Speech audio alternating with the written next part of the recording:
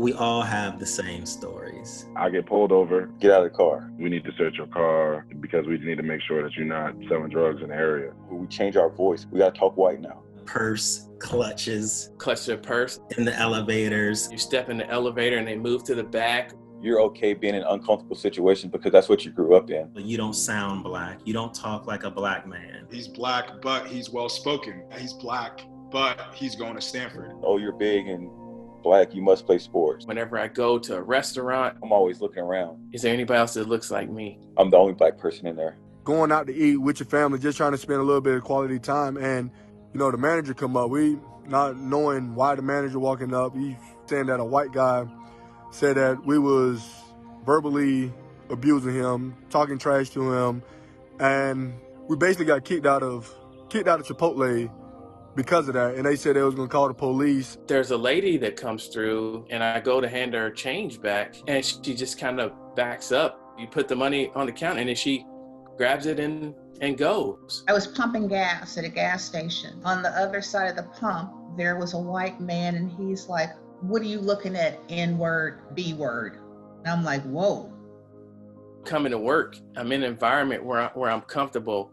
The moment I get in my car to go home, immediately thinking, okay, what if I get pulled over? What if I get stopped? I know that I'm going to be pulled over. This is how you behave when you're in the car. And y'all know what would happen if they would have called the police on us.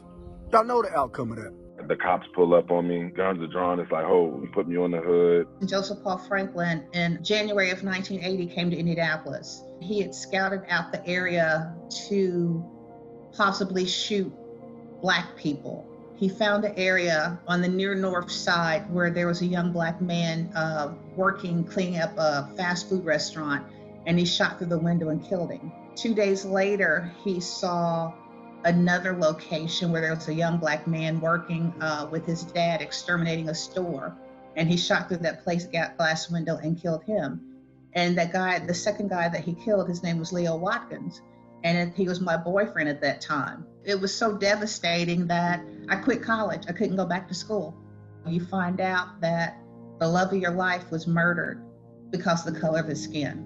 I never knew hate like that. I never knew that a person could hate black people that much. You become numb to it. Honestly, I'm numb. It's unfortunate that I'm numb to it. I'm the starting quarterback, and I got a gun pulled on me in Indianapolis. When they killed George, and you see that, you have to say to yourself, no more. I mean, this has to stop. It is the most inhumane, sad thing when you see someone that gets brutalized. The stories we've heard from our players and employees, people I love, people that are in the tight Colts circle, I just, it breaks your heart. It was embarrassing. I'm from Indiana, and I hear these stories of experienced guys have had in Indiana, and it was embarrassing. How can that happen? How can that exist? These are guys that we love. I mean, this is a family. We talk family, and those aren't just words. I mean, I love these guys. I love these guys. It opened my mind up so much to what my teammates have to go through and what Black people have to go through on a daily basis. We've been blind to the fact that people were hurting. To hear their pain and to hear their struggle, and it just didn't stop. Fix it. I want to make them feel better. I want to be a good teammate. I want to be a good friend. I want to make it better. And to hear that they're hurting and you didn't know it because you didn't listen, that's a punch in the gut. You just knew we were just scratching the surface. There was a part of me that was just upset with myself that we weren't out in front of this issue more. In 2017, we didn't listen. We didn't listen to them. We were more worried about the politics of everything and how the outside world was going to think, instead of really listening to our players. How do you look one of your players in the eye and tell him you care about him and want good for him, but you're not hearing anything he's saying? That was a tough pill to swallow, but I needed to swallow it. You know, when Cap did it a couple years ago, players were thinking, I don't want to lose my job, you know, things like that. Now it's like, you know what, that if I lose my job, 75% of us are going to lose our job. Let's see what happens. I don't want us to make the right business decision necessarily. I want us to make the right historical decision. Are we going to continue this? Or are we just going to do just a little bit to quiet us? That's why we're going to start talking a little bit louder about this stuff. You know, all of us as an organization, I hope. The voices now are getting so big. The voices are getting so loud.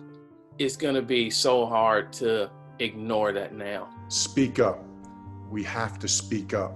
Not all right to just be like, not racist. You have to be anti-racist. Being able to explain to certain people that you come across the problems that Black people face and why Black lives matter. We're not just saying Black lives the only thing that matters. No. What we're saying is we want to be treated equally. Being able to completely shut down someone saying all lives matter, because like they do, but Black people are definitely the ones hurting the most right now. We have to reject passivity. We need people who don't look like me, even without all this hair, to be like, look, no, that's not cool. Being an ally for your friends and for your teammates. Showing support and solidarity. And listening and asking questions and being uncomfortable sometimes. Ask me everything you want.